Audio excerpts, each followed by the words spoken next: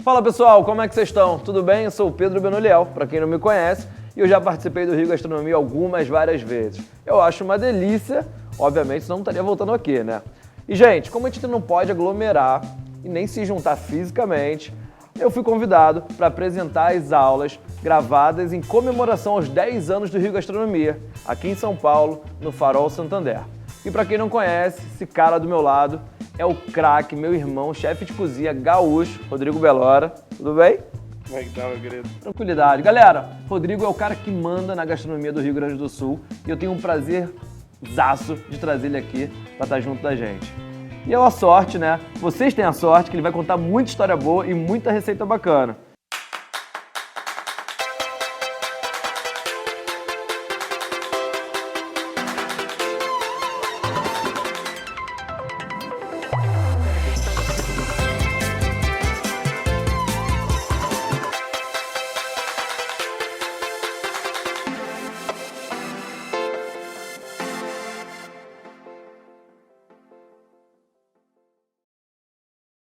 Gostamos de pessoas e de suas histórias.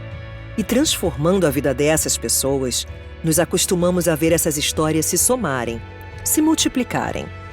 Mais do que sobre números, falamos de resultados. Somos o maior programa de bem-estar social do Brasil. Somos a grande referência de qualidade na formação para o trabalho. SESC e SENAC do Rio de Janeiro. Ninguém faz o que a gente faz. Valorizar a gastronomia tem um sabor especial. Anote a receita. Uma porção de soluções para cada etapa da cadeia produtiva. Um punhado de incentivo. Do campo à mesa do restaurante. E uma boa pitada de empreendedorismo. Ah, não se esqueça, a chama sempre alta. O que a gente pode fazer pela gastronomia hoje. Santander.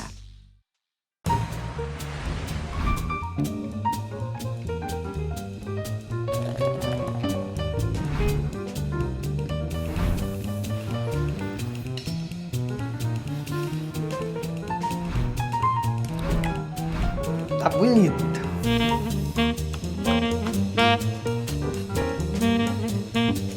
Eu, Pedro Benoliel, junto com Stella Artois e você, vamos descobrir quais são os segredos dos chefes e brindar a criatividade e simplicidade da gastronomia carioca. Afinal de contas, sofisticado é poder dividir a mesa com quem a gente admira. Beba com moderação.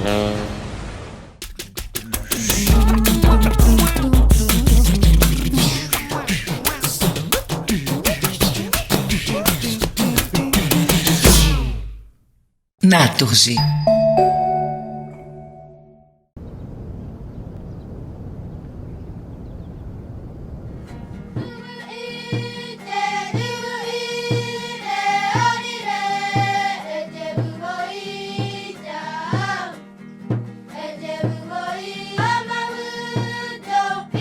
Então, acho que cada um aqui tem um papel nessa cadeia do alimento, tem um papel fundamental para o futuro dessa cadeia do alimento.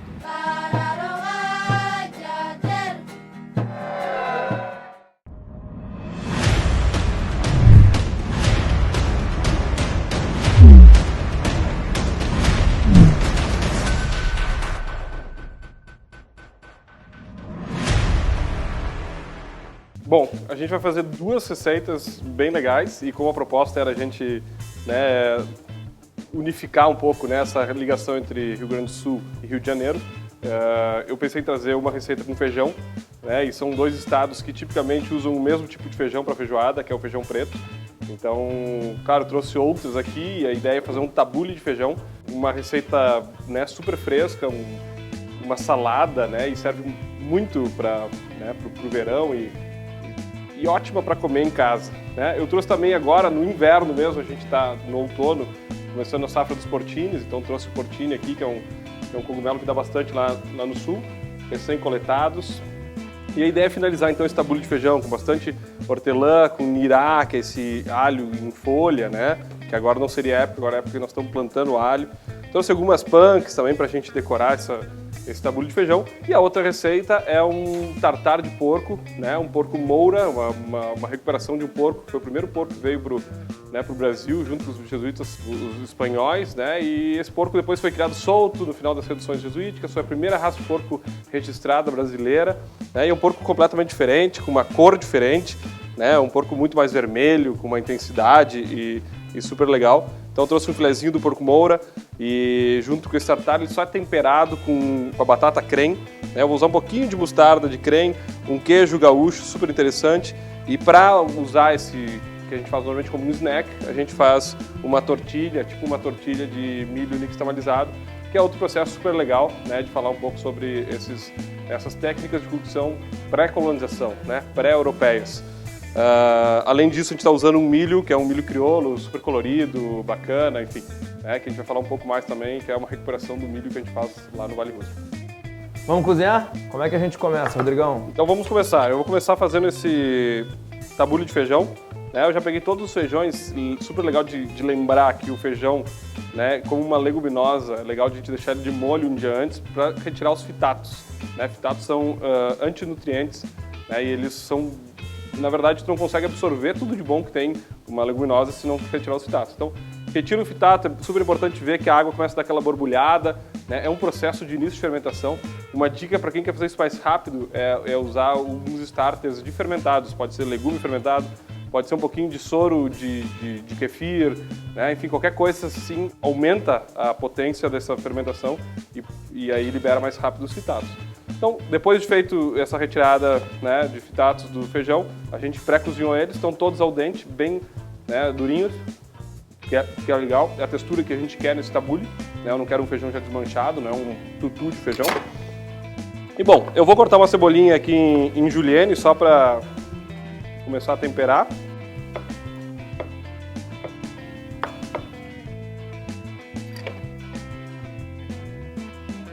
A ideia é só levar um pouquinho de sabor e tempero para esse feijão. Eu vou misturar aqui 4 tipos de feijões, né? O legal dessa receita é sempre misturar vários feijões. Quanto mais feijões, mais legal fica. E cada feijão normalmente tem seu sabor. Tem um feijão que eu adoro usar nessa receita, que é o feijão amendoim. Ele lembra muito o sabor de amendoim. Qual é o feijão amendoim? Aqui não trouxe, mas é um feijãozinho pequenininho como esse aqui, só que bem vermelhinho. Tá. Né? Agora a gente não conseguiu. Aí a gente tem feijão preto. Então aqui a gente tem feijão preto. Aham. A gente tem o fradinho. Esse aí é conhecido da galera. Esse é o fradinho, famoso, queridinho. O feijão carioca, né? Que na verdade nada tem a ver com um feijão do Rio de Janeiro, mas carioca era a raça de um porco. E se parecia muito com com a característica desse feijão quando ele está cru. Deixa eu pegar aqui para vocês verem. Então esse é o que chama de feijão carioca. Ele parece um porco? Parece a pelagem do porco. Ah, tá.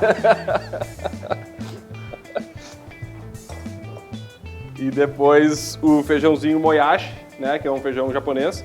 O feijão, tipicamente, ele tem algumas origens, né, na América Central, mas também, né, encontrado em outros lugares. Então esse aqui é um feijão típico japonês. Eu vou misturar todos os feijões. Agora isso aí é tudo lá da tua terra.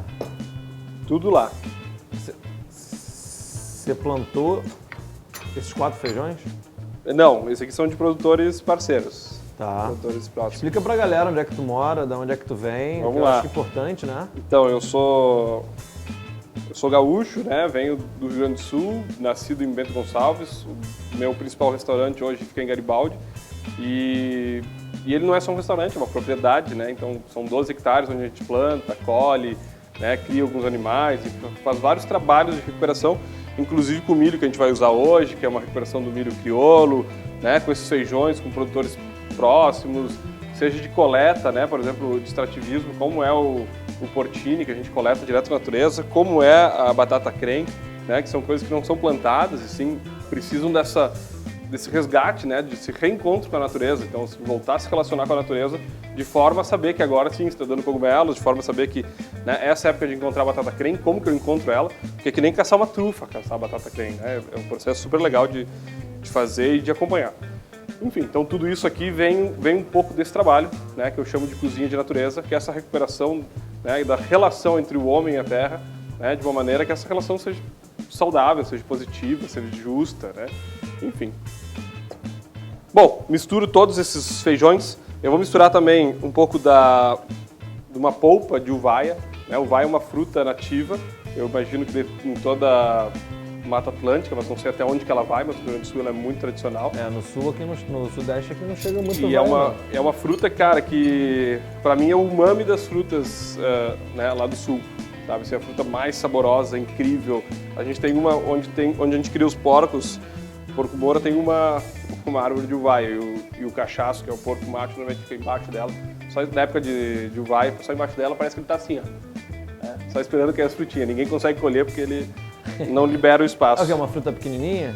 É uma fruta grande, cara. Dá mais ou menos metade desse limão. Bem, uma super... Só que é uma fruta com muito pouco potencial comercial, porque quando ela tá madura, ela tá praticamente se desmanchando e começando a fermentar. Entendi. Então, assim, ela tem um processo muito curto, assim, ela não aguenta cadeias longas, né? Ela só aguenta cadeias muito curtas. Então eu vou temperar com um pouquinho dessa uvaia. E a uvaia é utilizada tanto para o doce quanto para o salgado?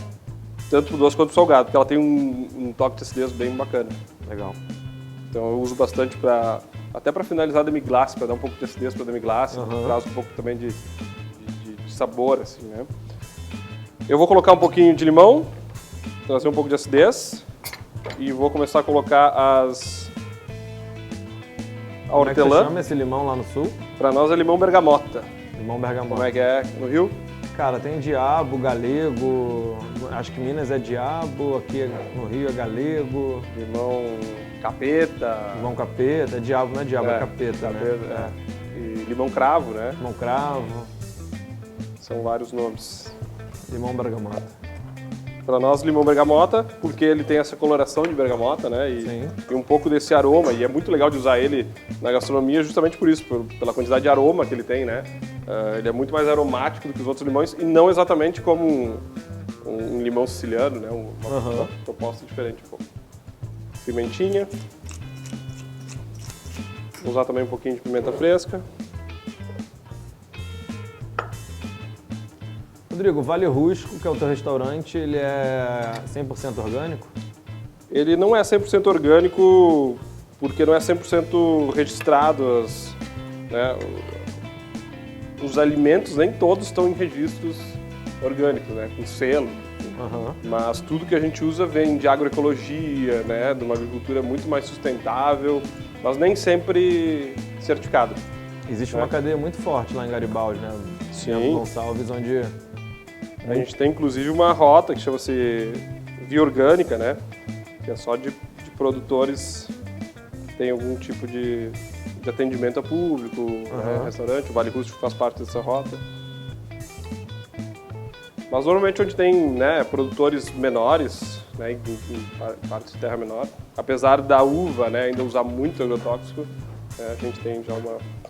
E você mora dentro da propriedade do Vale Rústico, né? Eu moro dentro da propriedade, sim. Conta um pouquinho disso pra gente. Eu sempre conto que a minha rotina, o meu dia a dia, ele raramente muda, né? A gente acorda de manhã, né? Normalmente vai ver as galinhas, vai tirar ovo, vai pegar os ovos, enfim, tomar um café da manhã, tem os porcos, né? A gente eu brinco, às vezes parece que eu sou um recolhedor de lixo, porque todos os restaurantes separam, hoje são 5 lixos, né? Lixo para compostagem, lixo para minhoca, lixo para porco, Então cada coisa tem um destino, né? E o Vale, quando começou, e até hoje, né, eu não tenho recolhimento de lixo orgânico, por exemplo. Então todo lixo orgânico nós somos responsáveis, né? Então cada um tem um destino correto, dependendo do que é. São cereais, são frutas, são legumes, verduras.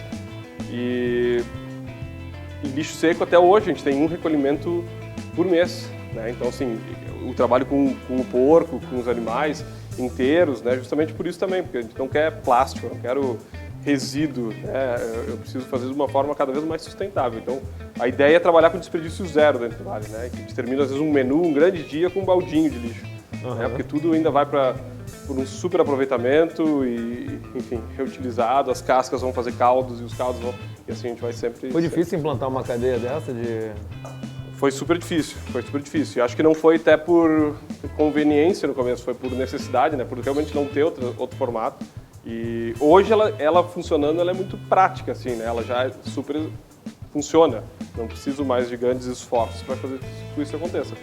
Mas eu sei que para começar isso demanda muita energia. Para introduzir na cabeça das pessoas. E dependendo de onde for, né? Por exemplo, no Vale a gente tem muita terra, então eu consigo fazer todos esses processos de compostagem, de animais, de minhocas, e que muitas vezes no restaurante normal nem sempre é possível. Né? Mas já existem casos muito legais. Bem A galera legais. já aderiu.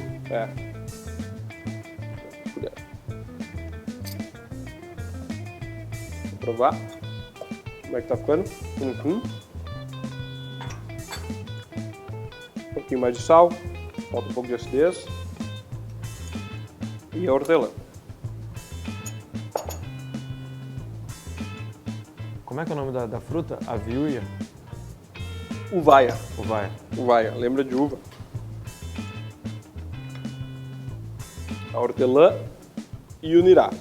O nirá, que para quem não conhece também, os japoneses usam muito, mas para nós é super especial quando a gente começou a fazer esse projeto de não comprar nada que não fosse agroecológico, de pequenas cadeias, né, de cadeias curtas. Foi muito difícil passar alguns momentos sem cebola, momentos sem alho, né, que para nós na cozinha brasileira é algo indiscutivelmente utilizado em todos os momentos do processo. E foi muito legal que a gente teve que descobrir outras coisas, né? E aí entram as punks, que vieram com um monte de elementos que a gente conseguia substituir essa necessidade ou falta de algum ingrediente em algum momento, né, com outros. Hoje, isso há muitos anos, né? Hoje a gente praticamente não sofre mais com isso. A gente já tem alhos que a gente planta bem cedo, já está colhendo nessa época, né? Tem cebolas que a gente planta antes, tem alho poró, alho macho, alho papo de elefante, enfim. Você conseguiu catalogar, né, na região, obviamente com teus parceiros lá, todas as punks, né?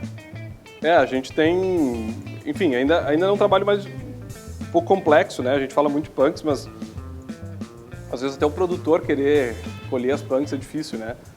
Eles preferem às vezes ter que mexer a terra, capinar, botar adubo, fazer um monte de coisa, plantar uma beterraba, esperar ela crescer e colher, do que colher alguma coisa que nasce espontâneo. Né? Porque às vezes tu tem que, claro, selecionar, tu vai ter que entender, tu tem que estudar um pouco, e às vezes a gente tem uma dificuldade com isso. É mais trabalhoso. Eles preferem plantar, Sim. Na minha opinião é mais trabalhoso ainda, né, do que aprender, né, novas possibilidades, novas plantas. Mas claro, isso já vem mudando nos últimos anos. É muita tradição para ser mudada também, né? Para ser mudado de um dia para o outro. De um dia para o outro. Apesar de que na nossa região existe uma tradição de comer várias dessas punks, né? E eu consegui resgatar muitas delas, principalmente pelo fato de elas serem medicinais. Né? Elas serem consideradas medicinais pelas nonas, e muito do que eu gosto de cozinhar e que eu aprendo está aí, são com essas pessoas, né? As pessoas que passaram por todo esse período de mudança, né? Digo assim, antes do caldo pronto e viveram essa mudança. Então sabem o valor de algumas outras coisas, o valor da dificuldade, né? De como buscar sabor. E uma outra coisa que é muito legal e que eu falo muito, que eu uso muito, né, que são os fermentados e que faz parte da cozinha e dentro das cozinhas de natureza, que é muito simples e que é muito natural, que são, né, ingredientes, né, sem química, sem modificação de maneira alguma.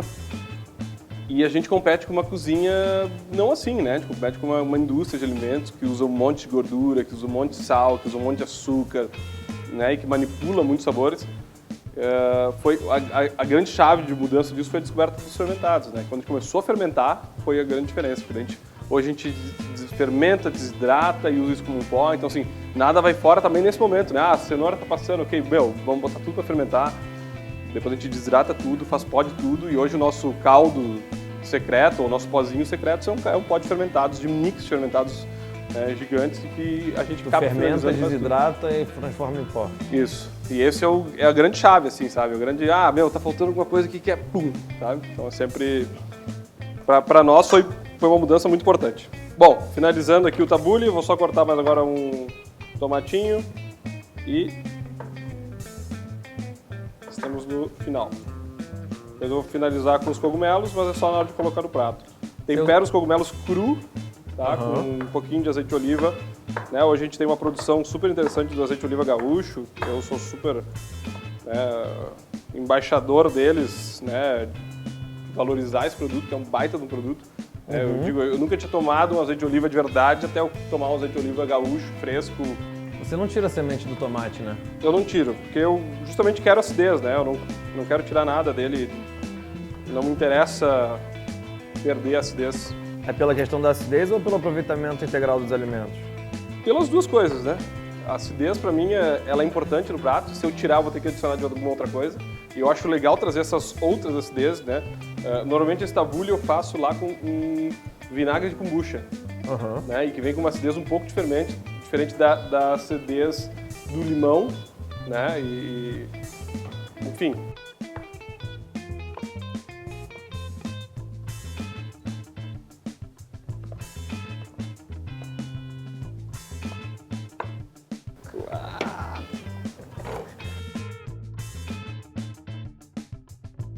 Eu vou pro Fatality. O que é o Fatality? É Mortal Kombat? Não, Cara, posso fazer só uma pergunta? Deve. É que você acabou de pegar o portini e eu só vi um cogumelo desse tamanho, eu acho que, e dessa maneira em Paris, na França. lá eles coletam muito, isso acho que é uma herança.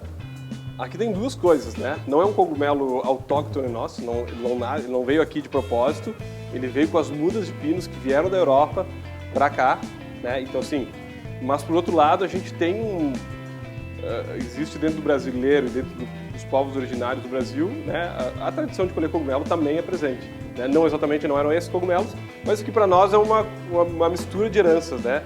Tanto do italiano, do espanhol, do francês, do português que vieram da Europa com essa tradição de colher cogumelo na mata, né? E também um pouco nossa, né? De povos originários. Então é super legal de colher. Dentre todos os cogumelos que a gente conhece, esse é um dos cogumelos que tem o maior potencial, né, gastronômico, justamente pelo tamanho, né? Esse é um cogumelo muito pequeno, eu trouxe justamente por isso que ele é lindinho e está super pequeno, mas eu chego a achar cogumelos de 1,5 kg de portinho. Que isso, cara?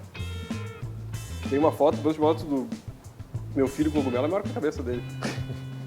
Então, assim, isso é potencial gastronômico, né? Porque ele é super saboroso, né? Portini vem de porquinho, né? E porque ele lembra um lardo de porco, lembra gordurinha de porco, né? Então é um cogumelo super especial, né? E tem essa relação com o porco. Tu vai usar o caule também ou... O caule é uma das partes mais saborosas do cogumelo, apesar de muita gente tirar, né? Usa-se mais pra caldo, né? Eu acho ele saborosíssimo, Sim. né? Então eu vou tirar, mas a gente pode cortar ele também em cubinhos, colocar dentro do tabule, né? Boa. E trazer ainda mais sabor. Não, e tem uma consistência também mais interessante, né? Sim. Não sei nem se tem mais fibra ou não, mas... Ele é mais tenro, assim, né? Ele é mais... Ele é mais tenro mas quanto mais perto da terra, mais saboroso ele tá. É isso. A melhor parte desse cogumelo tá bem pertinho da terra. É a mesma história da carne perto do osso. É isso aí.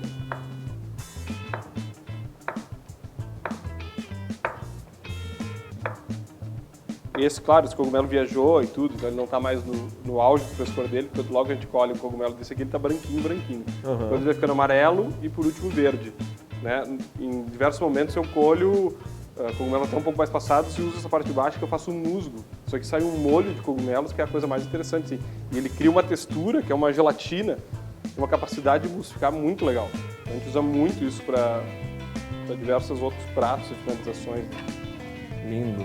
Então eu vou finalizar agora com o portini e o nirá.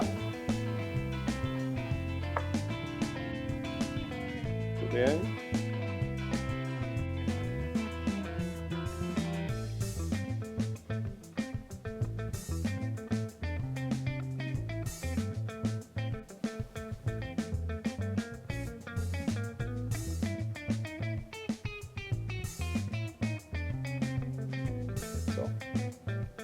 Flor de sal, portini e um bom azeite de oliva.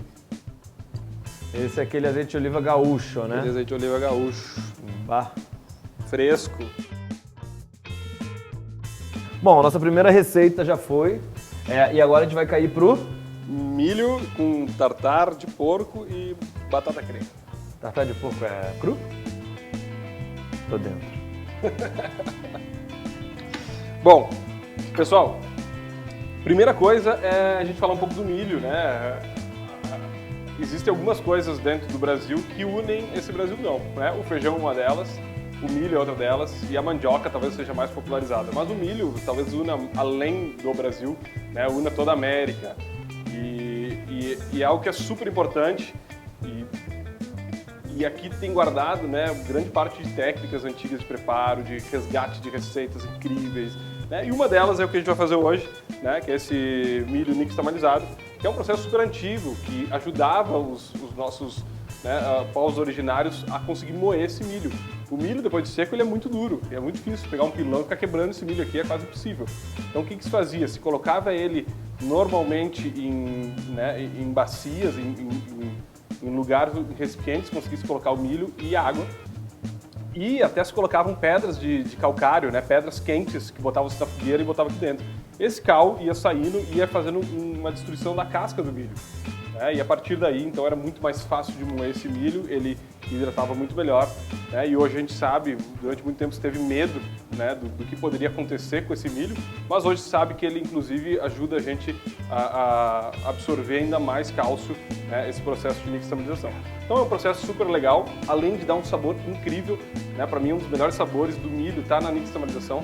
Lembra muito nachos, lembra muito aqueles, né? E é um processo que se perdeu durante os últimos anos, né? Com a industrialização desses, né, das tortillas, enfim, isso tudo foi se perdendo. Não tem mais por que fazer esse processo, que ele, né, talvez leve mais tempo.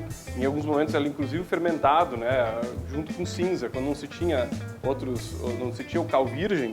Né? E o cal virgem é aquele cal mesmo de construção, tá? É um cal virgem, a gente coloca processo de nixtamalização do milho.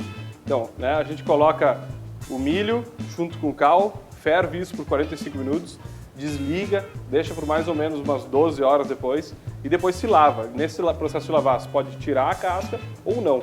Né? Quando a gente tira a casca, forma uma massa muito mais homogênea para a gente fazer, né, para fritar ou para botar na chapa, enfim, ela consegue se grudar muito mais. Se deixar a casca, né, essa parte da casca normalmente é onde vai causar rachaduras nessas massas, né? Então vai de vocês também. Eu gosto muito de usar o alimento integral, então eu normalmente deixo a casca, apesar de ficar mais quebradiço, faz parte do que eu quero, porque a casca vira tipo uma pipoquinha também quando a gente frita, então é super legal, dá um crocante muito bacana. E bem, o milho já nixtamalizado, né, é esse cara aqui. Então, aqui vocês conseguem ver, né, é um milho crioulo, e chamo de crioulo porque a gente faz essa mistura de diversos milhos. Tem um milho aqui que é quase azulado, tem roxo, tem um milho que lembra muito aqueles milhos peruanos, né, tem o milho branco, o amarelo rajado, enfim, são diversos milhos que a gente vai juntando e vai fazendo uma recuperação e deixando eles nascer e se regenerar, né, naturalmente. Porque a gente cria uma nova genética, uma genética muito forte, uma genética que aguenta frio, aguenta seca, aguenta inverno, aguenta tudo, para poder ter um milho que, né, que se sustente. Com a compra de sementes e com todo o processo, né, atual, a gente perde muito em genética. Né, e muitas vezes quando dá uma intempérie muito grande, a gente perde grandes safras, justamente por isso, porque a genética foi perdida. Então o que a gente faz é esse resgate. E o milho, aí, acima de tudo, ele é um grande símbolo de resistência e de resiliência, né? O milho, ele tem uma polinização aérea, então assim, se eu plantar aqui meu milho crioulo e meu vizinho plantar o milho transgênico do lado, o milho dele vai polinizar o meu, e o meu milho vai se transformar em transgênico, e normalmente com sementes inférteis. Né? Então assim, fazer a manutenção desse milho crioulo para nós, como agricultores, é um símbolo muito forte de resistência e de resiliência. Então, é um símbolo, acima de tudo, acima de toda, né, o que eu falei sobre unificar a América e tudo mais, ele ainda é esse grande símbolo. Bom, vamos parar de contar a história, vamos cozinhar, né? Não, eu ia te perguntar se você se considera agricultor. Cara, eu me considero agricultor, assim, eu não sou um bom agricultor, porque eu sou um cara que gosta de ver as coisas acontecendo naturalmente. Então, eu sou um agricultor que deixa rolar, assim, né? Eu planto, se eu vejo que vai começar a estragar as abóboras, eu colho as flores. Se eu vejo que eu nunca consigo colher, por exemplo, pêssego no meu pomar. Mas eu Sim. colho todas as flores de pêssego e uso as flores de pêssego em receita, em drink, em bebida, em comida. Porque assim, o pêssego sempre vai bichar, então não consigo. E eu não vou empacotar um pêssego por pêssego. Então eu sou um agricultor meia boca, mas que eu gosto muito da natureza, de ver as coisas como elas vêm.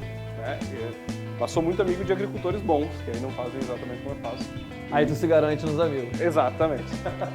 Bom, isso aqui é um moedor de grãos, super fácil de encontrar, muito usado nas cervejarias, né? Hoje tá muito na moda, mas normalmente se encontrava em casa agrícola justamente por isso, que era para moer grãos, né? E a gente vai moer então o milho, né? Para alguns processos se moe 2 vezes, para outros só uma. Isso mostra como é fácil hoje de moer, né? Depois da nixtamalização, o milho se torna muito macio. Então, antigamente até era feito, né, com pilões e tudo mais. Bem, Agora, como é que dá liga nisso aí? naturalmente o milho tem bastante amido, né? Aham. E ele tá todo aqui. Então, agora, ó, faz a massinha direto. O que pode precisar, às vezes eu uso um pouquinho mais de caldo, o caldo da própria fervura do milho, com um pouquinho de caldo de legumes. Então a gente trabalha um pouco essa massinha, a ideia é juntar tudo, se precisar dá para molhar um pouco.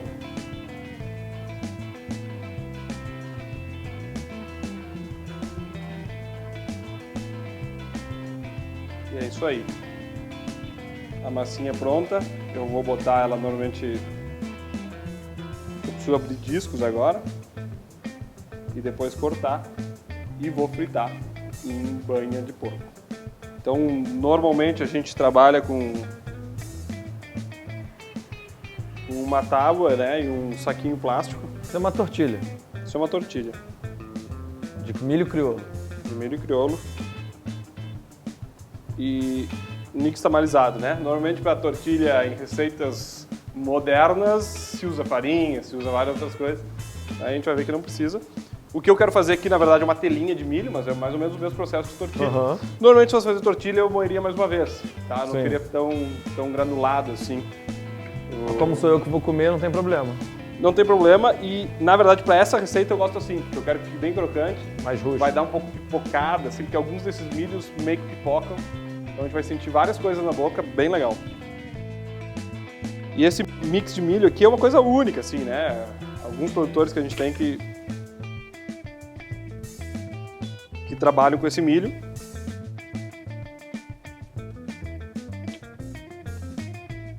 Então, bom, aqui eu acerto a espessura que eu quero.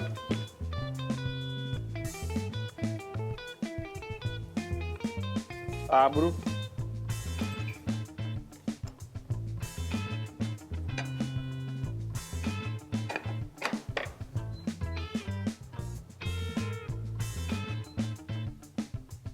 Aumenta um pouquinho o fogo. O pessoal não está sentindo, mas agora já dá para sentir um cheirinho da banha. Né? E para mim a melhor fritura para esse processo é a banha. E essa banha aí, você matou o porquinho Essa banha sim. lá no Vale Rusco? Não, a gente não abate lá, né? Mas hoje a gente tem um grande parceiro, criador de porco moura lá. Aham. Eu faço quase mais um trabalho de manutenção da raça, né? Hoje é um trabalho que a gente faz junto com a Universidade Federal do Paraná, que tem toda uma assessoria técnica, histórica, né? E de diversas maneiras para que a gente continue isso. Mas é um porco criado solto, um porco totalmente orgânico, né? Com uma característica de carne diferente, né? De gordura. E é muito parecido com o porco ibérico, né? Porque ele é um porco que veio originalmente da Espanha e ele lembra muito um porco perfeito para fazer presunto, por exemplo. Ele é um porco espanhol que mora no Brasil. Isso. Já naturalizado, assim. Naturalizado. Já ganhou cidadania. E um dos desafios da raça é que a gente mantém ela no sul, né? Ela é uma raça que se deu muito bem no sul e tem uma característica lá diferente. Então, assim, um dos trabalhos desse Pela grupo... questão climática. Um dos trabalhos desse grupo é que fique lá. Porque, assim, do região sudeste já tem outra raça de porco, cada um tem suas raças, né? Então, assim, que fosse legal que o Brasil tivesse cada um com a sua, né, na sua região, a sua raça própria e que as pessoas consumissem esse porco naquela região, né? É um porco super bem adaptado ao lugar. Bom, eu corto aqui, não tenho muita regra, como vai ser um snack super rústico, assim, e descontraído. Não preciso ter um formato perfeito. E vou colocar para fritar na banha.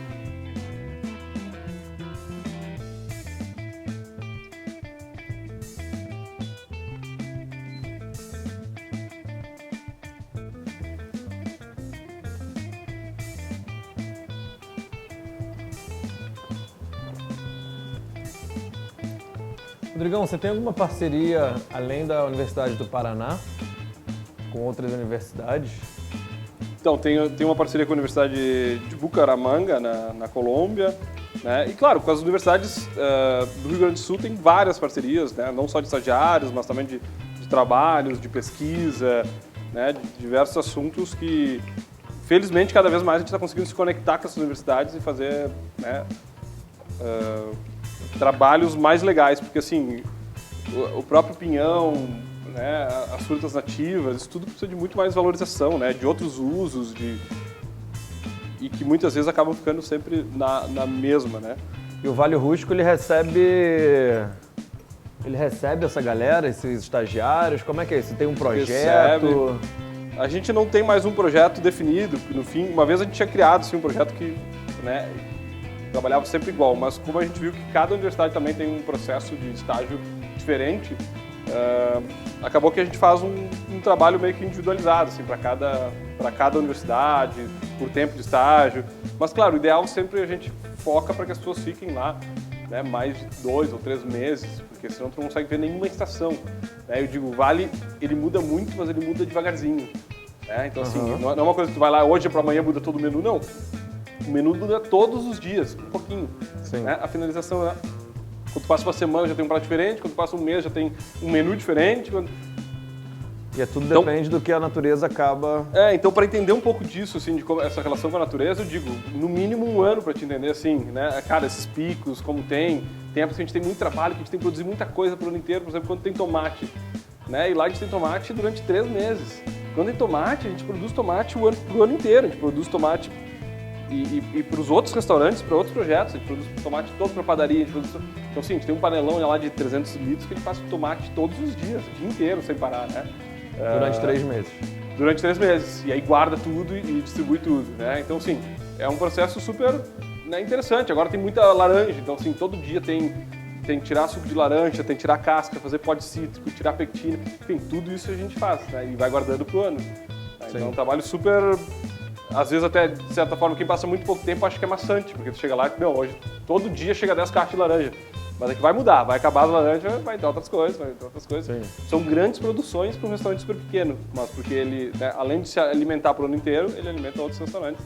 Tem muitas coisas para fermentação, tem épocas que a gente tem muita selga, tem muita, enfim, tudo isso a gente fermenta e guarda para o ano. Tem muito repolho, né, e assim a gente vai fazer.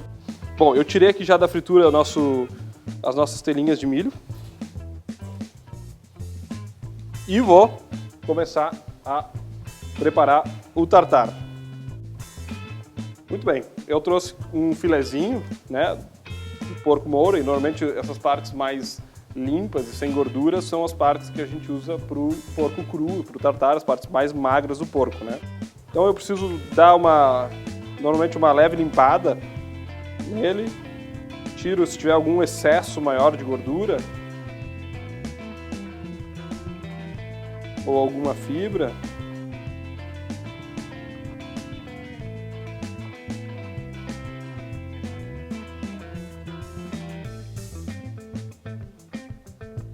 E depois de limpa essa carne, então eu vou fatiar ela. Eu chamo, na Itália eles chamam, né, esse corte que a gente vai fazer de mal tagliati, né, porque seria um mal cortado. Não, o objetivo aqui não é um corte perfeito, como vocês podem ter visto, né, em diversas dessas receitas. Muito do que eu trabalho é a perfeição do imperfeito, a natureza como ela é. Né? Claro que para alguns processos a gente quer técnicas mais, né, clássicas e um acerto melhor de técnica, mas não é nesse caso. Esse caso é um mal tagliati mesmo de porco. A ideia é que tem pedacinhos maiores, pedacinhos menores, mas que tu sinta diversas texturas do porco.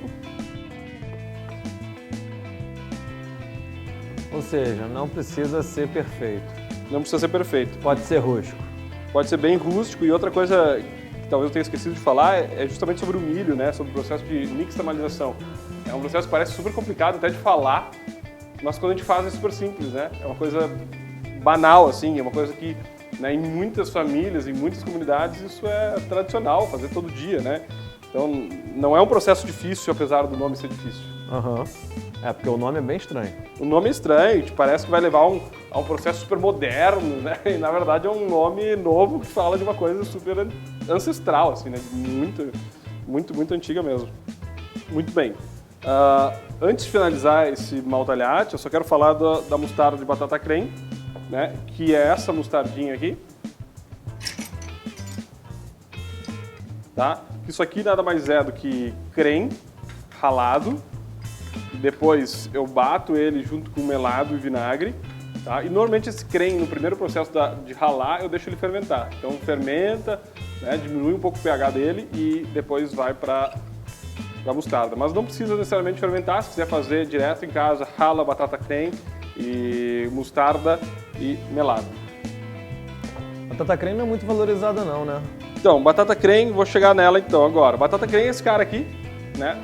Que é uma batata nada valorizada. O processo normal dela é de ralar e botar no vinagre tinto, que inclusive muda a cor, a textura dela e desvaloriza ela um monte, né? Porque é uma batata com picância, com sabores, com, né, um umami muito grande. E quando eu ponho ela no vinagre, na verdade eu praticamente perco isso tudo, essa picância se dilui né, e não é uma grande valorização. Então a gente faz um trabalho há muito tempo, eu sou apaixonado por batata creme e faço um trabalho de longa data com ela, né, que é de valorização, que é de fazer cremes, que é de fazer ela em chips, que é de fazer ela ralada, que é de comer cru, que é de finalizar pratos, né, e enfim, um dos melhores pratos que a gente já fez com ela é esse porco, né, que ele basicamente é finalizado só com batata creme, o tempero dele é a batata creme, né, então eu vou tirar um pouquinho da casca. Essa é uma batata então que a gente coleta ela no mato, né, não tem... Ela é selvagem. Ela é selvagem, né. Existe um outro creme que às vezes as pessoas até veem em outros lugares, de repente até aqui em São Paulo chegue, que é o creme de horta, né? Que é um creme que veio com os italianos e por isso esse nome. Os italianos deram o nome dessa batata a alguma coisa que eles tinham muito parecida lá, que é uma raiz, né? De um que a gente chama lá no sul de creme de horta. A gente tem dois cremes, tem esse tubérculo e tem o creme de horta. A essa hora, né? Eu digo, isso aqui é o momento quando eu descubro que eu achei o creme. Quando a gente está procurando o creme no mato, a gente vai procurando e aí tem uma trepadeira que sai dele. Na primavera, normalmente, com essa flor, e a gente consegue identificar a flor no meio do mato da trepadeira. E eu vou achar onde é que está saindo essa trepadeira do chão, e lá nesse lugar do chão, eu vou capinar. E às vezes ela está meio metro para baixo. Gigante. Né? Gigantes, às vezes batatas enormes. Mas eu brinco que esse cheiro é o cheiro que a gente sente no mato quando tu achou, porque é difícil tu conseguir não quebrar ela em algum momento ou não acertar, porque ela tem ramificações pequenininhas também. Então quando tu sente o cheiro, achei. Entendeu? Esse cheiro sai no mato, assim, ela explode assim desse cheiro, é muito legal. Então bom. Dá pra usar ela também como raiz forte, né? Dá pra usar como raiz forte, sim. Super. Fazer um sashimizinho. Isso, e acho que tem muito disso aqui, né? Como a gente não tem peixe, eu uso porco. Entendi. Entendeu? Esse é o meu... Não tem umas trutas lá não, uns negocinhos? Um pouco lá no Campo de Cima da Serra tem um pouco de negocinho. truta. Mas não é algo... Não é forte. de lá, né? Foi introduzido, né? Bem, batata creme então. Quando eu vou fazer a mostarda, eu ralo ela, vinagre e melado, cozinho em fogo bem baixinho, tá? Só para realmente amaciar ela fica transparente, tu não enxerga mais a batata, ela praticamente se desmancha. Né? E depois disso eu bato no liquidificador e vira exatamente isso aqui, tá? Eu uso mais para finalizar. Para temperar, eu vou usar a batata mesmo raladinha, crua.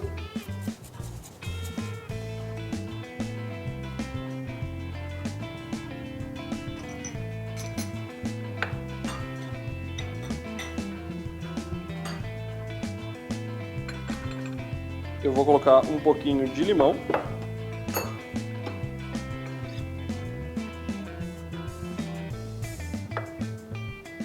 Mais uma vez, sou viciado no limão que nós chamamos lá de bergamota. Né? Ele é um parente próximo das limas, ele é muito mais uma lima do que um limão. Mas ele é super ácido, né? Isso, por isso, ele é bem mais lima, assim, né? Assim como... Bom, o certo é fazer isso aqui num bolzinho, mais para vocês enxergarem aqui a composição. Vou colocar um pouquinho de mostarda de creme para dar essa liga. Acho que eu vou trocar esse potinho aqui.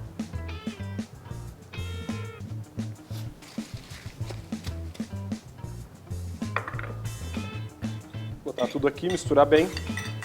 Temperar com um pouco de sal. Não precisa de pimenta, quem já provou o creme sabe disso. Ele já está bem picante, bem apimentado, por causa do creme. E esse é o tempero, né? O limão entra para dar um pouco dessa... Ele vai cozinhar levemente esse porco. Flor de sal. E bem, vamos à finalização.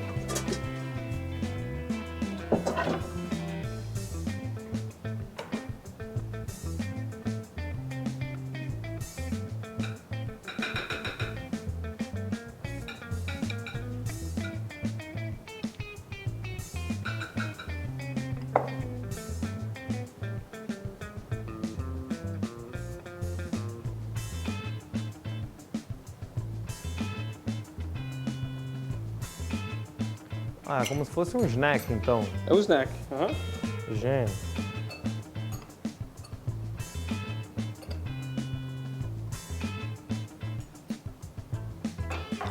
Ô, Rodrigo, você já sofreu algum preconceito Por causa do porco cru? por causa do porco cru? Então, eu achei que ia sofrer mais, sabe? Eu já servi muito porco no menu, no ano passado, né, de propósito, e quando era filezinho, quando era filé, e sofria muito. Quando eu fiz o tartar, parece que não. Porque daí aqui eles entendem que, cara, é assim, né? Não foi feito assim, ficou errado, ou acho que devia ser mais passado, por causa culturalmente. Então, esse snack todo mundo come 100%. É impressionante. E diferente... Até os vegetarianos. Acho que esses não, né? Esses não, mas tudo bem. Mas essa telinha, ela é super versátil, inclusive a vegetariana, a galera pira. Sim. Na padaria, hoje a gente serve ela como se fosse salgadinho, assim, em saquinho, pra galera levar pra casa, uns nachos, assim.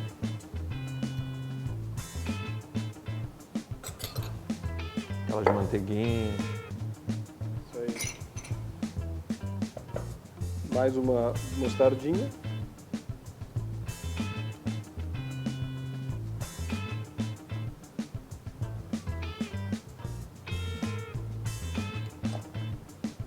E vou ralar o queijo. E vou ralar um queijo de leite cru, lá do Rio Grande do Sul. Queijo gaúcho, né? Mais curado, também cheio de humano.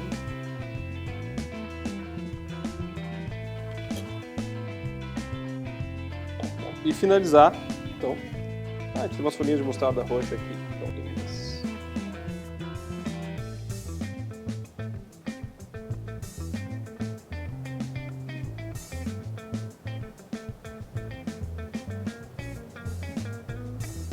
E esse então é o nosso tartar de porco moura, com chips de milho nixtamalizado. Tá pronto? Tá pronto. Bom, agora é aquela melhor hora, né? Agora sim. Cara, sabe o que eu tava me lembrando? Que depois de 5 anos, eu volto com o Rodrigo pra poder comer a comida dele, porque faz 5 anos que eu não tenho esse prazer. Então, vocês que estão em casa, ou vocês reproduzam em casa, ou vão até o Vale Rusco pra comer, porque isso aqui é muito bom. Apesar de eu não ter comida ainda.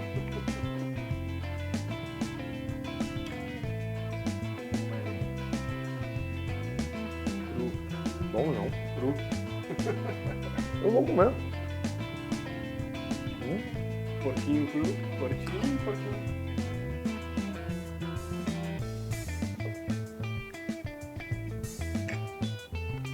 Bom, hein? Bom, né? De onde você tirou essa ideia?